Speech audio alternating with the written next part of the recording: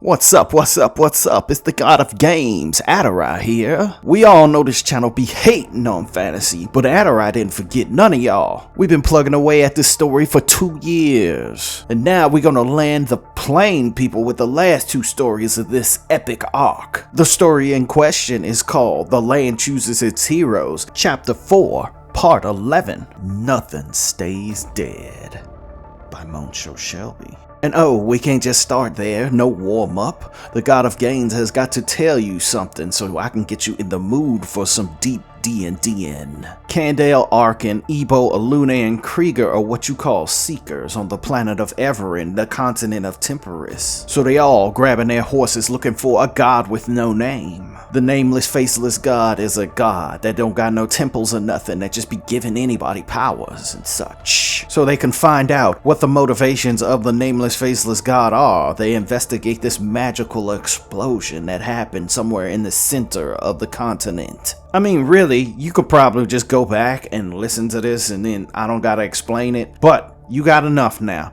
Go play. The God of Games, Adorai, will be waiting for you at the end of the story. It had been a very tense few days after the party had left Kip Cracklin's hamlet in Marylou. Even though they had faced another group of seekers and successfully driven them away, chances were good they were still going to the same place and may just encounter them again. Canydell could feel the electrical tingle of raw magic on his skin. It wasn't something he could explain or teach. He felt it in the same way older people could feel storms in their bones. The group thought to move slower and with greater caution now that they had gotten so close to the recently destroyed city of Goloste. It had only been a few days, but whenever a valve appeared, there was absolutely no telling who may have gotten there to claim it. The first few weeks of a valve's existence were always rife with turmoil, from those that might want to possess it, from other cities that liked the idea of an untapped magical reservoir, to brigands that would occupy it in hopes of achieving greater power, or even local monsters that were just drawn to the sudden burst of magic for reasons unknown.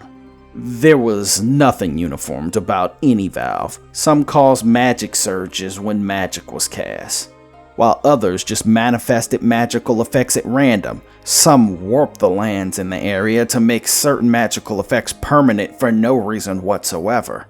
How the magic presented itself rarely ever repeated itself. The party were about a half a mile out from the aftermath of the explosion proper when they saw movement in the distance. They all crouched low over a slightly elevated plateau and sank themselves into the grass to hide from sight. "What is it you see? I can make neither heads nor tails of this," said the stout dwarf with the sides of his beard shaved. "Well, let me take a gander and I'll report it back to you," said Arkin, the dog folk seeker. He reached onto his spinneret and the mechanisms that attached the wayward parts. He gazed up ahead through the scope of his rifle. Out in the deep distance, he could see a group of 10 people, give or take, all of them different races. They seemed to be surveying the lands, some even casting spells to test out the magical effects. "As far as I can tell, seems like we got surveyors, probably from the city not too far from here, trying to stake a claim," said Arkin with his eye glued to the scope of his rifle. "What does that mean for us?" Elunei, the half-elven scout, asked. "It means we'll have to be careful. We are sitting on a claim for new land and nobody has yet claimed it," said Canydell, the ex-blacksmith. "Didn't the people of Goloste have claim to it?" inquired Elunei. "They're dead, so they don't get a vote," Ebo said. "Before we do move forward, there's something that's been gnawing at me, and I need to know the answer to this before moving on. Seeing we're gonna need everyone at their best, watching each other's backs." "Who were those other seekers, Crieger?" Arkin said, not bothering to pull his gaze away from the distant surveyors. The assembled party all stared at Crieger. It seemed to be on the forefront of all their minds, but Arkin was the only one of them rude enough to put him on the spot.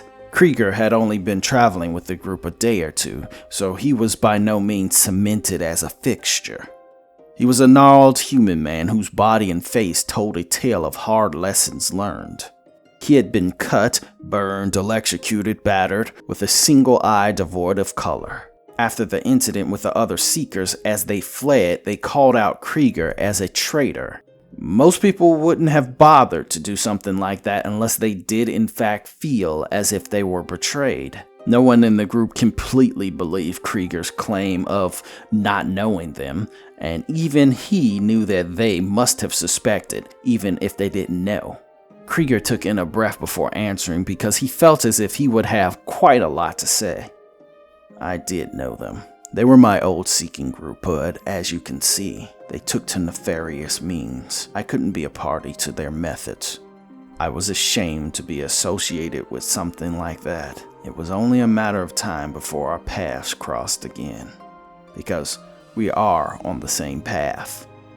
I am sorry for the lie of omission, but I was not ready to tell you that I was at one time with them. If you wish to break ties with me, I understand.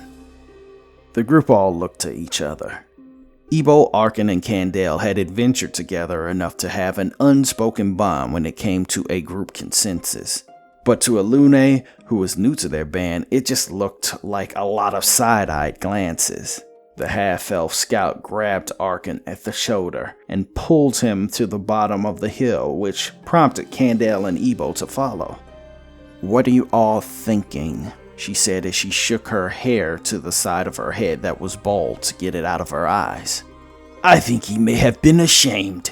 He did fight them pretty hard back there. Shedding blood with us is not a small thing," Ebo explained. "I agree," said Canydell. "Well, I don't trust anyone, Seekers least of all until I get a read on them. But whether his story is bullshit or not doesn't matter. What we do know is he's chasing the same dragon as we are, attempting to find the answer to a question that has consumed his life. We're going the same way regardless if he walks with us or alone. Until he becomes an issue, he ain't an issue," Arkin said. Ebo and Canydell nodded as if they could easily accept the notion of a burning obsession over attempting to discern someone's personal allegiances. The three just walked back to the apex of the hill and got back into position. They asked Crieger no further questions because what he did in his past was not relevant to what he did in this current moment. We shouldn't take too long. The longer we take, the more people that will show up. We're not here to kill anyone. We're not here to stake a claim. We're here to find answers about the nameless god, so killing should be our last option," said Canydell. The party all shook their heads in agreement, though Arkin had to throw in an off-color remark. "But killing does usually solve a lot of our immediate problems. We can't just walk around this disaster area and avoid everything. You guys don't even know what you're looking for, so how would you have the time to find it if you don't have the time to look?" said Elunei. "I didn't think you had it in you. You want to kill them all?" said Arkin with no judgment in his voice. "No, I was suggesting talking to them. If you don't want to take anything or stake a claim, you'd basically just be walking around clearing out potential threats for them. It's not in their best interest to stop us," said Elunei. "And yet people will still find a way to see us as a threat," Canydell chimed in. "I don't know, the girl has a way about her. Perhaps she should be the one to engage in conversation," Ebo said with an air of logic and common sense. "Besides, if the negotiations don't go too good, you can still have your fight," Ebo said to Arkin. Elunei approached first, with each member of the group behind her in order of their intimidation level. Arkin suggested that Crieger shouldn't come up at all, but Elunei was confident that she was going to talk her way through this. With her hands up, she approached the assembled expedition. "Ho, friends, we are simple seekers, followers of the nameless god. We do not wish to stake a claim on this land, we only wish to investigate the ruins," Elunei said eloquently. Now that they were close up, the multi-species group seemed even that much more diverse. All of them had on emblems to the city they were from, which led all the seekers to believe they hailed from Rook, the settlement one over from Goloste. "You stake no claim and fly no flag?" asked the dog folk with the outward mien of a humanoid pit bull. None, Elunei insisted. Then we have no quarrel with you, the pit bull said. Arkin figured he'd push the shaky truce they had already with a question that came out of nowhere. Do you know what the opposition looks like? Maybe you could give us a little heads up what you saw, since we're all friends now, said Arkin, the black-furred dog folk. The expedition from Rook looked to each other as if they were coming to a silent consensus. The Chaos Elf in their midst was the one to field that question. She was 6 feet and thin. Her eyes swirled with an undefined arcane radiance that was hypnotic to behold. Her hair chaotically rose and fell, as if taken by a gentle breeze that was not present. We haven't ventured in the biggest crater as of yet, but expeditions from Whoops and Downing are making their claim. Elunei was curious if that meant they would fight it out or negotiate for it, but she didn't want to get into their business without cause. Well, do you know the effects of the valve? Asked Ebo. Not completely, but we know it makes magic stronger. Then after the fact, at random it causes a random effect, said a human, presumably a spellcaster. It enhances magic, does it? Asked Crieger. Though he was a friendly enough sort, nothing about his face gave you that impression.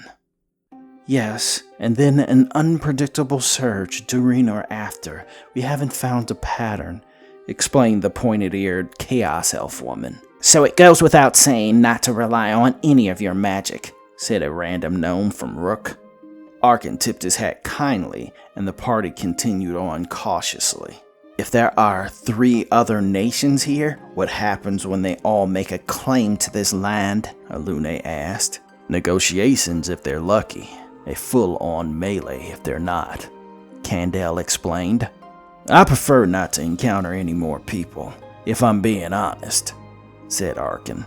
I am excited to see if there are any magical beasts, Ebo said with excitement. You want to fight them?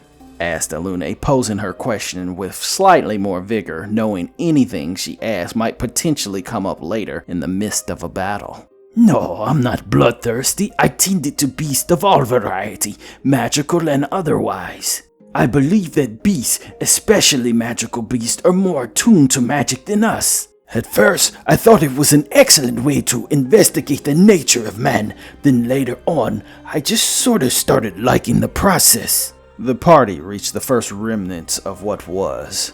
Crumpled structures overturned and crushed, as if regurgitated by Everin's fury. There were broken cracks where roads might have laid, uneven elevations. The party approached a huge crater. When they looked below, they could see multi-layered cracks in the earth that made new unexplored veins of earth. I don't think we should use any magic to get down, so let's hit the rope, said Canydell. Why start down there? Elunei asked. The entire group looked to Elunei with patient smiles, as if that were a day 1 question for a seeker. Because it always starts from deep down, said Arkin. If we mean to find the answer of what this is and why it is, it's down there, said Ebo. If you mean to seek the faceless god, why are valves important at all, said Elunei, finally thinking to ask this question after a few days' travel. Canydell answered. It's a natural-unnatural occurrence that none of the gods claim dominion over, and all the gods do that. There is a god of cartwheels down south in Ariana. If this is the case, the only reason there is no god of valves is because the nameless god is the god of valves. Some believe that valves are his will, but no one has ever found actual proof. So whenever a new valve appears, most seekers believe it is the closest path to God, said Canydell. We're wasting time jaw-jacking, let's dig in. Ain't no telling how many people done went down already, said Arkin, excited to explore this new magical phenomenon. The group began hooking lines to the crater's edge. Canydell and Arkin vigilantly kept watch while the others secured their descent. They rappelled deeper and deeper into the earth. After each elevation, they repeated the process. All the while, they found either remnants of the city that was, relic, or corpse. They managed to lower towards an elevation approximately 100 feet high. Down below, they saw the ground was more or less level with no obvious elevation that would lead to further descent. Arkin laid down at the ledge and pulled his rifle's spyglass. All the rest decided to make the best of the eyes the gods gave them. The ground rumbled slightly. All the adventurers decided to lay down just on the off chance that the tremors might take them off their feet. "Are those contraptions?" asked Canydell to Arkin. "If I were to guess, I'd say yes it is. Machines used for digging, looking at the purpose of its design," said Arkin. "Do you think it's from Junction?" asked Elunei. "Could be, but I remember when I was a young boy there was a dwarven mining company that picked up stakes and moved their operation called Binko that used to have vehicles like that." Ebo spoke freely. The ground trembled once again, and the dirt on the lower level displaced. A gigantic creature slid through the dirt like Earth was its ocean. The massive size of the thing was great enough that it managed to jostle the construction vehicles down below. "Look." Crieger pointed to the aftermath of what the slithering beast passed over. In the creature's wake, it left a slight trail of shimmering goo. Canydell rolled onto his back and closed his eyes as if something about that triggered him. Ebo patted his friend on the shoulder. "Don't worry, my friend. It just means we're getting close." Elunei thought to ask Canydell what was his problem, but Arkin put a hand on her and shook his head, as if for once he was protecting his friend's emotional well-being as diligently as his physical being. "I'd put odds that thing under the earth is a worm. I didn't see its coloration, but purple worms are the most common worm to grow to that size," said Ebo. "Are we sure we want to be doing this then?" Elunei asked. Arkin pointed to the ropes that led back up to the surface. "Gone back if that's what you like. We don't live our lives scared of the end of it. The only thing we fear is ignoring what's in us," said Arkin. Elunei looked at the rope, unsure if this qualified for that thing for her, but was not ready to pack it up just yet. Canydell flipped back around and let his eyes focus on what was ahead of him, as if what Arkin said gave him strength to move forward and reminded him what the ultimate goal was. Fear was an emotion, and all emotions were gifts meant to protect you in some way, not to cripple you. "Ebo, what exactly do we have to deal with in the case of worms?" asked Canydell. Ebo smiled, seeing his friend was pulling himself back together and once again being the binding force of their unit. "They have an ability to feel all footsteps that touch ground in their immediate vicinity. It's called tremor sense," said Ebo. "Will they eat us?" Canydell asked. "Oh, definitely," Ebo answered. "Looking at these vehicles, they were leveling the place out long before the calamity happened," said Crieger. "So what's your thinking?" said Arkin. "I think they were digging here before the cataclysm. Maybe they even caused it." "I didn't know people could trigger a valve," said Canydell. "Me either, but if it is true, it is immensely fascinating," said Crieger. Elunei was silently impressed by this group. A part of her hoped to have such passion about anything. They had the simplest prospect of new information about a valve, and each of them instantly locked in. "We should figure out what that shimmering goo is as well." "Do you know?" Canydell asked, looking directly at Crieger, figuring that if anyone knew, it'd be a wizard. Crieger shook his battle-torn head in the negative. "Then we need some of that then," said Arkin. "Okay, we should get on top of those vehicles and get a sample somehow. Then we can get eyes on what that goo is," said Canydell. "Either of you two want to give your magic a whirl now? Bet you get an idea of just how wild is wild before we get into a dust-up and you can't," Arkin explained. Ebo was one of, if not the only priest of wild magic, so he was no stranger to not knowing exactly if what he prayed for was coming out the way he envisioned. Crieger was a wild mage himself, so he too knew very well the havoc of unchecked chaos, and the results of his hubris was written all over his face in every scar. "Okay, let's finish the entire plan before we test anything out, because if magic goes very bad, it's best we know what's next just in case we can salvage it," Ebo insisted. My thinking was one of you sneak on top of one of those vehicles while we distract whatever's under the dirt," said Canydell. "Okay, that should be rather simple. I could summon a beast to redirect it. That is, of course, unless magic doesn't cooperate," said Ebo. "I'll volunteer to hop on that dirt mover there," said Arkin. "No, I'll do it." "The hell you will. Look at you clanking all over the place." "I'm the scout. I'm the one that does that, Canydell. This time ain't that time. You need to let it go, brother." Canydell nodded, and he knew that his judgment in this case was compromised, and couldn't say otherwise lest he lie. "This time isn't that," he said to himself in a whisper, as if he had to hear it out loud. He had lost half his party 5 years hence on account of a call he made. It wasn't a bad call or a good one, and even he on some level knew it wasn't his fault they died, but that didn't stop him from feeling that way. The crew secured a rope to rappel to the lower elevation. Arkin climbed down and waited for the subtle distraction to come and give him the edge when he moved to stand on the vehicles. Ebo said a prayer to the faceless god, and an elephant dropped down into the cavern floor with a thunderous thud. The magic he produced seemed to work as expected. The only thing that happened differently was small popping shimmers that twinkled all around his person. As the mighty conjured beast moved, Arkin quickly and quietly jogged over to the metallic contraptions. The ground rumbled. The beast was stirring. Suddenly, a burst of energy coalesced next to Ebo. The shockwave of this force took him off his feet and sent him sailing over the edge of the cliff. Crieger instinctively said a word of magic, and the air around the dwarf became lighter until he swayed to the ground like a leaf in the wind. Electrical sparks happened around the wizard's person, and his cloak began to whip around his neck like a boa constrictor. At that moment, the earth opened up and the worm burst from the dirt. Its maw was a shimmering vortex of sparkling color and a gallery of grinding teeth and dense bone. The elephant reared up onto 2 legs, but the worm encompassed the entirety of the beast and slammed down onto it, mouth first.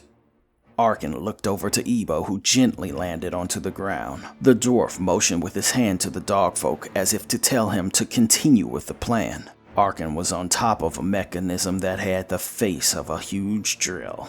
He slinked down onto the massive tire of the thing and meant to scoop the sparkling dirt with his drinking cup. As he crouched down, the massive tire moved and rolled. Canydell pulled at Crieger's cloak with 2 hands, while Elunei kept her eyes fixed down below with bow knocked and ready. Crieger gasped for air and pulled, yanked for dear life for his clothes to release him. The worm slammed back down to the ground, creating a misty haze of dirt. Then it slithered down unseen once again. It left no signs of the massive elephant Ebo left for it, presumably swallowing it whole. The dwarf's eyes moved back and forth between Arkin and the beast because he dared not let his feet. There were rare occasions when a dwarf was nimble with light steps. Those instances were few and far between. He himself could not be said to be amongst that rare minority. Arkin hopped backwards when the huge tire moved. He glanced to the cockpit of the contraption and saw none were inside. He could not be said to be an expert on the machines, but he did know they typically didn't move without a driver. He looked at the 5 vehicles that were thrown about the area, and they moved back and forth as well, as if they were touched by the gift of life.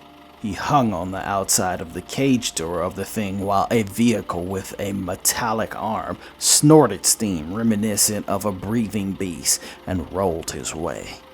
He took a glance over and saw Ebo frozen in place and Canydell pulling at Crieger's neck for reasons he could not begin to understand. The other pieces of machinery rumbled to life and made their way towards his location. As the vehicle with the abstract metal neck moved towards him, it stretched out as if to crush him. Arkin pulled himself onto the top of the drill and began shooting into where he thought a driver might be. His bullets ricocheted off the thing harmlessly. As the metal beast started to swing its rudimentary limb, the worm erupted from the ground and swallowed it in its mouth. The thing was bigger than the likes of an elephant and far less edible. it fought to push it into its gullet. The drill Arkin was on charged at the worm full speed ahead. The grinding funnel bore into the slithering monstrosity head first, sending a spray of black blood every which way. The other vehicles seemed as if they began to unite in solidarity. Ebo saw Arkin roll from the metal contraption while the menagerie of titans dueled to the death. The ground shook with each powerful impact, giving the party perspective. While the party was formidable at their apex, they were all but helpless in the face of beasts of legend. In the moment Ebo had to assess the situation, he noticed a few of the passages that the metal constructs may had been creating. It was small enough for the group to pass and would take the metal monster's effort to follow, though he could not speak on the worm. He quickly reconvened with Arkin, who was headed his way. "Come," said Ebo, pointing to the new vein in the earth. Arkin looked up to the cliff face and whistled while attempting to keep himself steady from the jolting shockwave the beast made.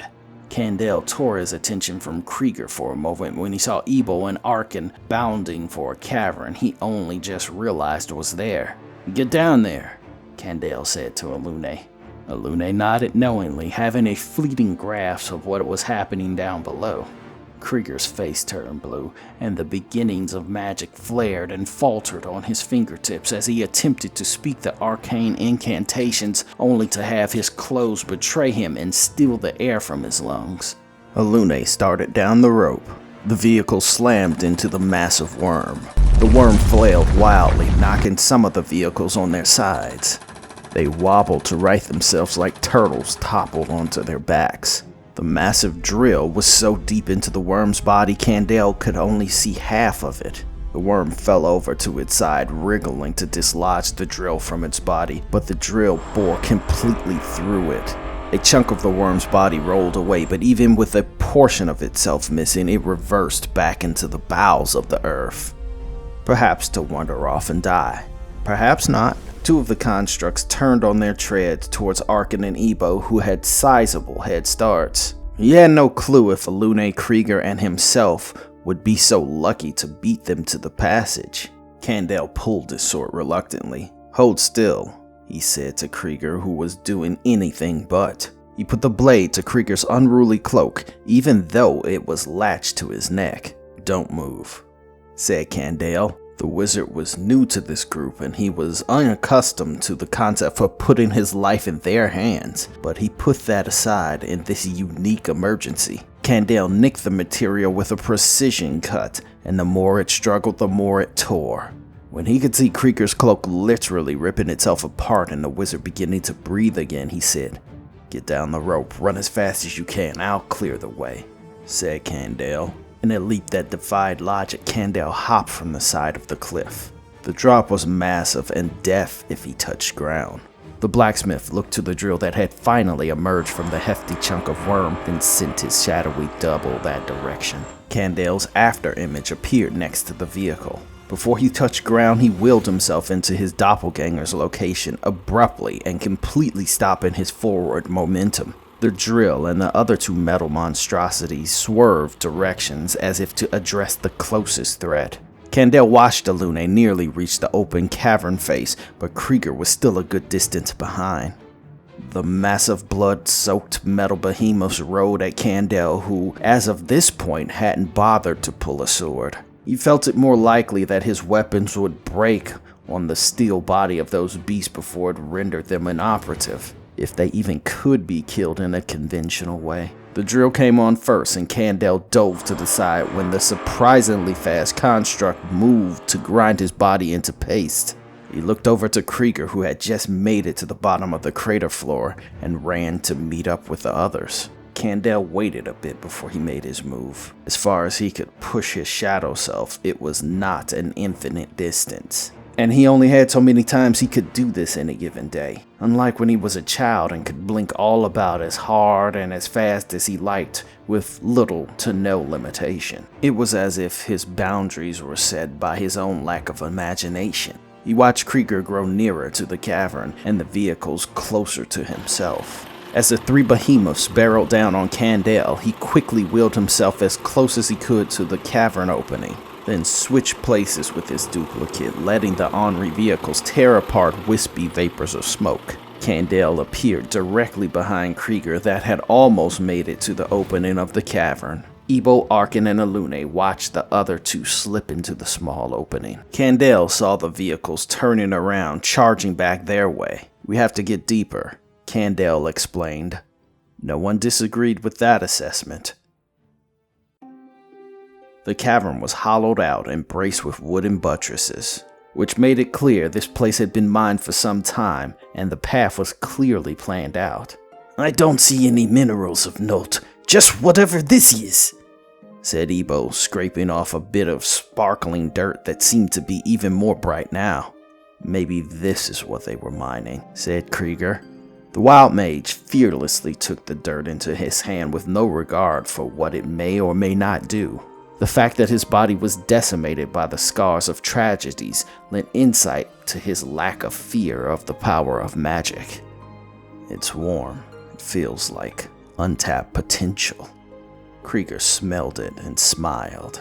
"It feels as if it is of the weave." All the group nodded in amazement because even the slightest hint of clarity on the explanation gave clues to the intentions of the faceless god. "It seems as if whoever was mining this was doing it well before the explosion in Goloste," said Arkin. "Maybe they were some sort of seekers then," said Ebo. "Each valve has its own properties. In this case, I believe that it brought my clothes to life. Perhaps it gave life to those vehicles as well," said Crieger. "How sure are you?" Canydell questioned. "Not sure, but that is my best guess. We'll have to do more tests to be sure," said Crieger. "Maybe we should conduct some tests now while we are relatively safe," said Ebo. "I'd advise against that. These caverns are too cramped. One errant blast of energy and we may very well cause a cave-in," said Canydell. "I wasn't even aware you could mine for whatever this substance is. Have any of you encountered this before?" Crieger questioned as they slowly and cautiously moved forward. "Not exactly like this, but close enough to say we have," said Canydell. "The last valve we encountered had remnants of this substance. Not so strong as this, but the dirt had traces of it." "How far did you delve into its depths?" asked Crieger. Canydell stopped talking because the subject pushed hard into an open wound in his heart that time never healed.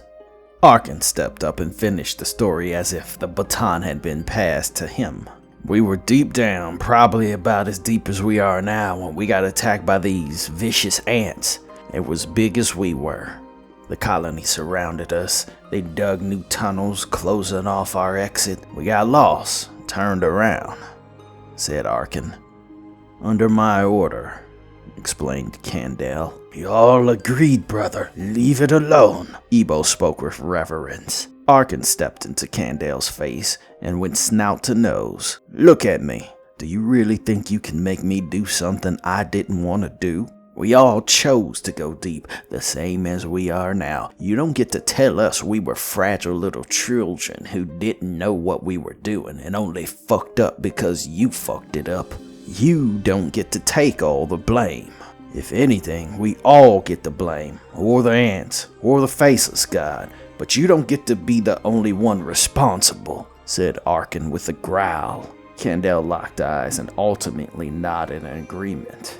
As much as he was told by his friends and ultimately himself, this was a feeling he couldn't shake. "You said you came back to life, even after being trapped underground for many days," asked Crieger, remembering tidbits of the story that was told in guarded fragments. "That sort of was what made it all the worse, is that I came back and none of them did," said Canydell. Crieger stared at Canydell with all the empathy of a shark, then soldiered on. "From what you've told me, perhaps it wasn't something random in your case, or at least not completely random.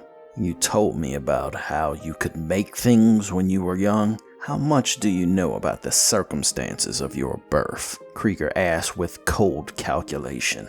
When Canydell thought about it, his family was always very selective in what they told him about his birth. He did know that they told him he was born in the Valve town of Chester. It wasn't uncommon for people to come to Valve towns just to give birth, because it was common knowledge that most children born in Valve towns became sorcerers, or at the very least magically inclined. When given the option to have the slight advantage to potentially be born with the ability to speak with animals or create fire with a thought, why not make the pilgrimage to a Valve town? The only other detail he had ever managed to wrestle from his mother was that they had had trouble conceiving in the past, and he was considered a miracle from the faceless god. I was born in Chester, then we came back to Keene where our family are blacksmiths, said Canydell. But you didn't get just a few unremarkable cantrips, you got the ability to make. I haven't heard of anyone in documented history with power that great, said Crieger, as if he had a theory on it all that he was not sharing with the group. Are you saying he's some sort of chosen one? Said Arkin sarcastically. Absolutely not, because that would mean that he had a godly purpose, but I am saying that he was, at least at one point, unique, and perhaps because of that, the power of the valve is more attracted to you. Every time you manifest yourself, are you tapping into the power of the valve? Because this is not a power you tapped into the weave of magic to learn. At least, not in the classical sense. I believe at one time you may have had the potential to become the most powerful mage that Everin had ever seen. It's a shame, really, said Crieger in lament. I'm curious, what do all you intend to find down here? Elunei asked, being the only one in the party who was not an experienced seeker. We do not know, and that is why we are seeking to begin with. We do not know what it is we are looking for, said Ebo. Elunei had finally found the drawback to adventuring with this group, as much as she knew that ultimately the spoils of the journey were just a means to stay on the road for them, and she could potentially amass a fortune in a group that didn't pull itself apart from greed. The extremism of their convictions could potentially be just as dangerous. Canydell thought about Crieger's assessment and wondered if he took a different path, would he be a pinnacle of greatness now? He had never considered pursuing magic, but could not deny it was an inexplicable part of him that he had always on some level been able to tap into. Crieger may have been correct in his theory that all the valve's power may have been attracted to him because he could always feel the presence of power his entire life. And whenever he approached sources of extreme magical radiance, he could tell. At this very moment, he knew that they were going in the most favorable direction because he felt the currents of magic rolling off his skin harder than he ever had in life. The party began to reach pockets of unexplained magical phenomenon. Unexpected crackles of magical light danced on the air and popped with twinkling power. There was a dry, acrid taste to the air. The tunnels sloped down lower and lower, and the path began to connect to each other haphazardly, as if some of it were carved by the hands of men and others done at random by natural erosion or gigantic worms. Are we just walking about aimlessly, or do we have a direction? The way has made several sudden shifts. We may not find our way back, said Elunei. I believe that I know where we are going, said Canydell as if he were confident. Elunei attempted to mark the way because she believed he did know where he was going, but that didn't mean that he would know how to get back. The group bent low when they noticed the twist in the caverns began to reach an opening that was bright enough not to need light. They slowly entered. The cavern opening was massive, but visibly unstable, so much so that sediment and dirt drizzled from the confines of the cavern so consistently it felt as if they were trapped in the throes of winter. The place was brimming with magical energy so immense that the twinkling dust in the dirt was enough to produce its own light source. They encountered uneven peaks and valleys in the mounds, as if nature's fury was the artist that placed these obstacles there. They cautiously hoisted themselves up, hopping from decimation to decimation. Arkin scouted up ahead slightly, deciding to call back anything he deemed useful. He noticed Elunei hopping from stone to stone at his side. Seeing he didn't hear her initially, he took that as proof she had become silent enough to garner his approval. The cavern was big enough to be considered a city in and of itself. Canydell felt an inexplicable wave of the arcane, a power so great that it was pulsating from behind his eyes. "What's that?" Elunei asked Arkin. The dog folk held up his closed fist to the rest of the group to signal them to stop while he slinked ahead. Elunei and Arkin found life amidst the huge crater, and whatever might have been below was so bright it emitted shimmering rays of prismatic light. They saw people up ahead, some in robes, others wearing custom spindles with custom barrels. Arkin couldn't see their pistols, but if they had spinnerets, he was sure they had them. Being this deep down, and in the context of where they were, some of them were more than likely seekers. It was the gift that popularized the gun and spinnerets years ago, even before he was born. Those who sought the nameless god and gift had a cultural moment of intersection. The gift were a race of people once enslaved by the likes of mind flayers, monstrous, horrid creatures with powers of the mind. The year they came was uncertain, but they came in mass numbers when they did. They searched the face of Everin for their former captors. They brought technology that few, outside of possibly Junction, had ever seen. Because Seekers and Geth found themselves on the road so much, they tended to travel together, and ultimately it created the custom gear that many Seekers wore. He didn't get out his scope because he didn't want to risk one of the other Seekers catching a stray glint off the glass. "What are they doing?" asked Elunei. "Beats me.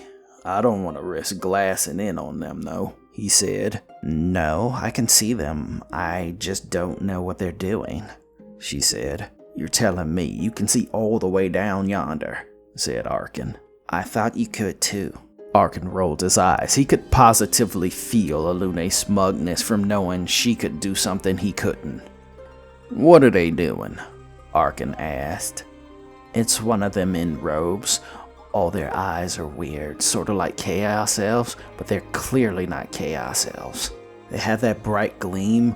"Wait, hold on," said Elunei, whose attention was pulled to something they were doing. Arkin didn't need the gift of perfect sight to see in the distance a body go over the side of the immense crater and into the bright eruption of light.